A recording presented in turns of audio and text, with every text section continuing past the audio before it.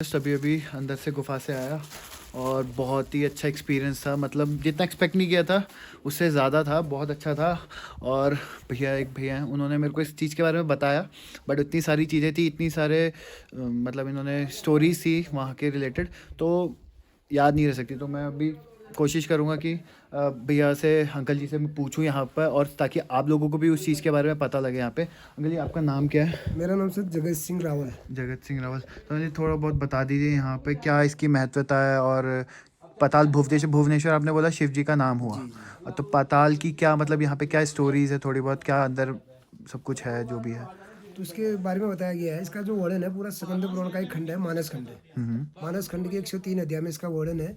उसके आधार पर इस गुफा के अंदर बताया गया कि चारों धाम की यात्रा होती है। ओके। पूरा भूमंडल इसके अंदर है। पूरी गुफा शेषनाग के पेट के अंदर बनी है। शेषनाग के मुंह से प्रवेश होता है, पूरे शेषनाग की पूछ तक होता है। पूरे 33 कोटि देवी देवताओं के साथ भगवान शंकर का निवास स्थान बताया गया है। तो गुफा के बारे में बताया गया कि सबसे पहले इसमें दर्शन होते हैं। पहले इसकी खोज हुई त्रेता युग में राजा ऋतुपर्णी ने की थी, जो राम के वंशज थे।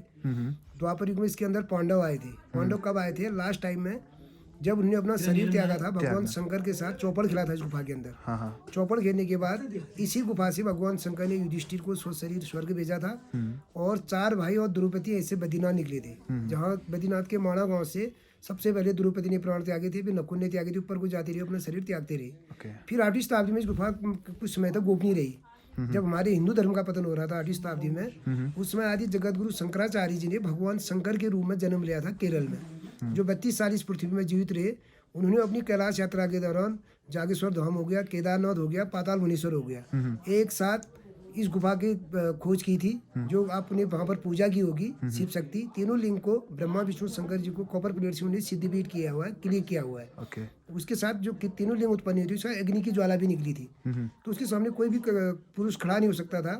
तो उसमें जगत गुरु शंकराचार्य जी ने सबसे पहले मंत्रों द्वारा उस अग्नि की ज्वाला को शांति किया था, फिर तीनों लिंग को क्लियर कर दिया था, ताकि कलयुग का व्यक्ति इसके अंदर पूजा अर्चना कर सके करके। जब जगत गुरु शंकराचार्य जी इस गुफा के अंदर प्रवेश हुए, उसके बाद उन्हें चंद्र राजाओं को बताया इसके बारे में। उस समय यहाँ पे चंद्र राजा थे, जिनकी राजधानी चंपा हुआ करती थी। तो उन्हें इसके बारे में बताया गया। फिर इसमें यहाँ पे भंडारी हो गए, रावल हो गए, गुरु हो गए, दसुनी हो गए, द्योप्या हो गए, इतने जाति के लोगों को इसकी व्यवस्था के लिए यहाँ पर बसाया गया, और जो पीढ़ी दर पीढ़ी चली आ रही है। तो इस गुफा के बारे में बताया गया कि गुफा का जो वर्णन है वो पूरा शेषनाग के पेट के अंदर है। सबसे पहले आपको दर्शन होते हैं, शेषनाग का फन बना हुआ है। शेषनाग ने पूरी पृथ्वी को अपने ऊपर धारण किया हुआ है। फिर उसके अंदर आपकी शेषनाग की 20 थैली है, जीभ है, 2 भागों में बैठी हुई है। साइड में दांत है शेषनाग के। फिर उसके बगल में हम जाते हैं तो एक हवन कुंड है, जिसमें राजा परीक्षित के पुत्र जन्मेजय ने सर्प यज्ञ किया था। उनको उल्लंघ ऋषि का श्राप था कि आपको कोई ना कोई सर्प काटेगा करके। तो उनके पुत्र जन्मेजय ने सोचा कि अगर मैं सारी पृथ्वी और पाताल के सर्पों का मंत्रों द्वारा इसमें हवन करा दूंगा, तो कौन सा ऐसा सर्प बचेगा जो मेरे पिताजी को काटेगा। तो सारे सर्प का उसमें हवन करना शुरू कर दिया था। तो उस यज्ञ में आस्तिक मुनि भी थे।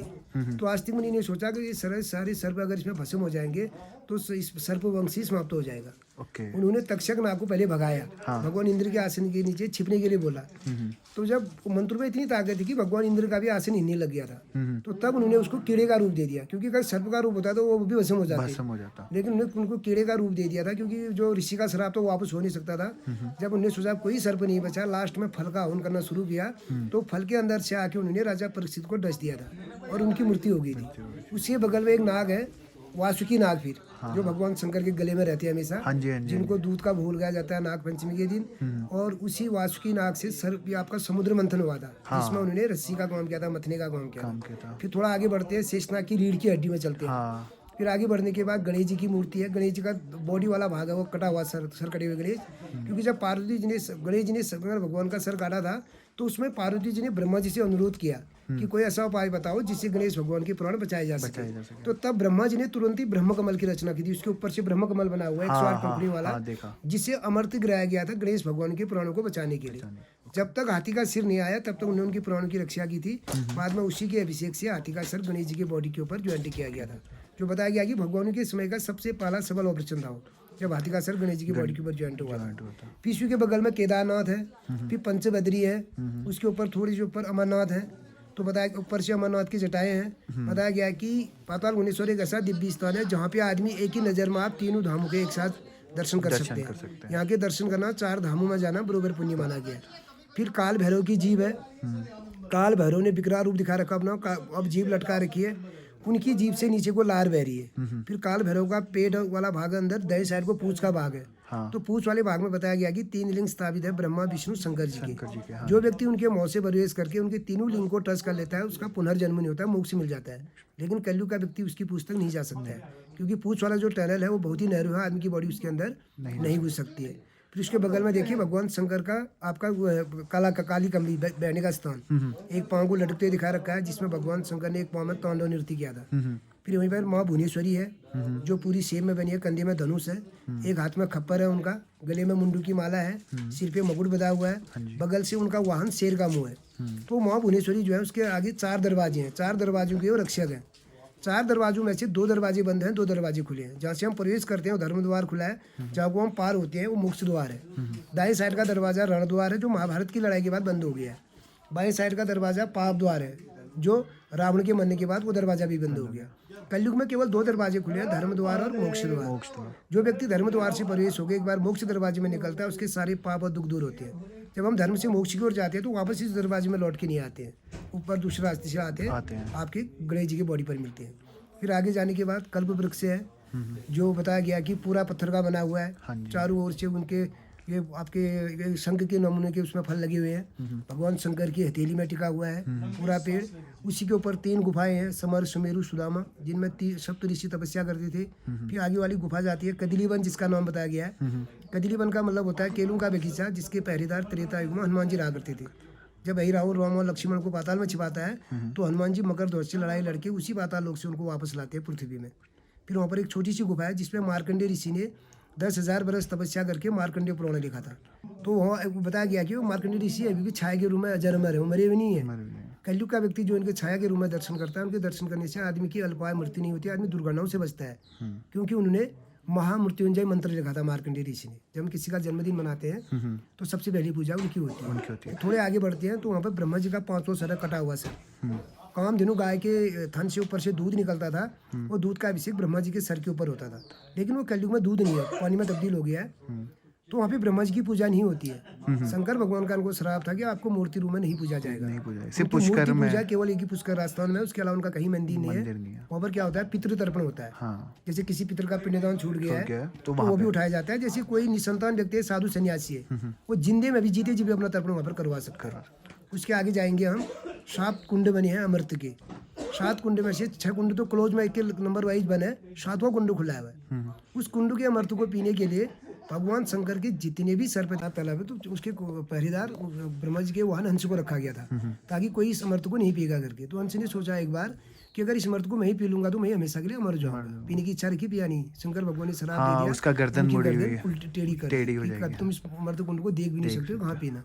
फिर आगे जाते हैं, भगवान शंकर की विशाल जटाएं हैं, जो श्वेत आपको दिखते हैं, वो भगवान शंकर की जटाओं में भागीरथी गंगा है। उसके नीचे पूरी 33 कोटि देवी देवता हैं। उसी के बगल में भगवान नर्मदेश्वर है, जो भगवान शंकर के अवतार जिनको माना गया है, जिनका आधा भाग सूखा है, आधा भाग गीला है। सूखे वाले भाग में बताया गया कि जितना भी पानी उनके ऊपर ड्रॉप आता है, वो सारे पानी को ऑब्जर्व कर लेता है। वो देखा था, पानी डाल के भी देखा था। 33 कोटि देवी देवताओं के दर्शन करने से आपकी 4 धाम की यात्रा वहाँ पर संपन्न होती है। वहीं पर हाथ है विश्वकर्मा जी का।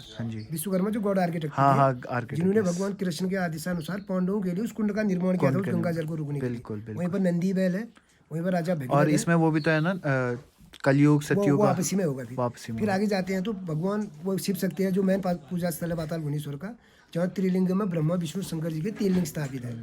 तो उस तीनों लिंग को आदि जगत गुरु शंकराचार्य जी ने मंत्रों द्वारा कॉपर प्लेट से सिद्ध पीठ किया, ताकि कलयुग का व्यक्ति इसके अंदर पूजा अर्चना कर सके। वहाँ पे पूजा करने से बताया गया कि 21 कुल का 21 जनरेशन का उद्धार होता है। फिर उसके बगल में एक रास्ता होता है काशी बनारस का, ऊपर सीढ़ी में गए होंगे आप, 5 भाई पांडव, वो चौसर जहाँ पे चौसर खेले, वो देखा था, चौपर खेले थे 5 भाई पांडवों ने।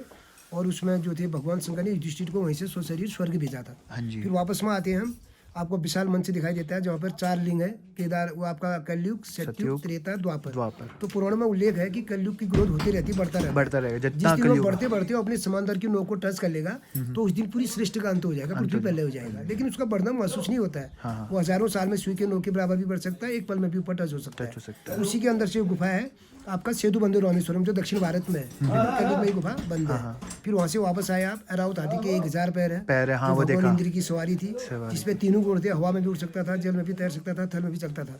1000 पाँव दिखा रखे हैं उनकी, एक सूंड दिखा रखी है, एक माथा दिखा रखा है। उसी के 1000वें पाँव में भगवान शंकर का एक कमंडल बना हुआ है। हाँ जी। इसमें बताया गया कि लोग पाताल वनेश्वर की पूरी यात्रा करने के बाद घर जाने वक्त उनके कमंडल में हाथ रख के आप अपनी मनोकामनाएं पूरी कर मांग सकते सकते हैं, तो वहीं पर आपकी यात्रा समाप्त होती है। सो आप लोगों ने बताया, आप लोगों ने सुना सब कुछ, और मेरा मेन मकसद यही था कि आप लोगों को पता लगे। एंड मैं आप लोगों को कहूँगा कि यहाँ पे आओ और शिव जी ये पाताल भुवनेश्वर में दर्शन करके जाओ। और आप एक बार अपना नाम फिर से बता दें। मेरा नाम है, मंदिर कमेटी का सचिव भी हूँ, गाइड भी हूँ मैं, जगत सिंह फिर रावल। से बताना, नाम बताना। मंदिर कमेटी का सचिव भी हूँ मैं और गाइड भी हूँ, जगत सिंह रावल है मेरा नाम। जगत सिंह रावल। तो आप आ सकते हो यहाँ पे। वैसे जब भी आप आओगे तो आपके साथ कोई ना कोई गाइड जाएगा जो आपको ये स्टोरीज बताएगा, but most of the thing uncle ji ने कवर कर दी हैं। एंड आई होप आप लोगों को सही लगा होगा। एंड मैं इसको अलग से भी वीडियो पोस्ट करूँगा। सो अभी यहाँ पे thank you so much uncle ji, धन्यवाद, बहुत बहुत धन्यवाद।